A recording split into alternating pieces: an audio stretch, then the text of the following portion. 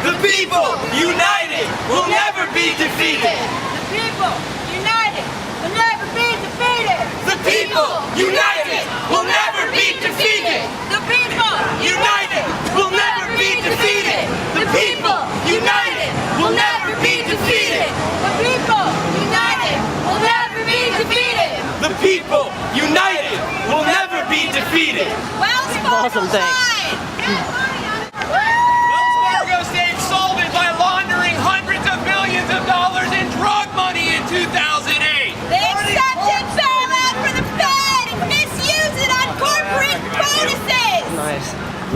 We got sold out. They got bailed out. We got sold out. They got bailed out. We got sold out. They got bailed out. We got sold out. They got bailed out. We got sold out. They got bailed out. We got sold out. They got bailed out. We got sold out. They got bailed out. We got sold out. They got bailed out. We got sold out. They got bailed out. We got sold out. They got bailed out. We got sold out. They got bailed out. We got bailed out. They got bailed out. We got sold out. They got bailed. No justice, no peace. No justice, no peace. No justice, no peace. No justice, no peace.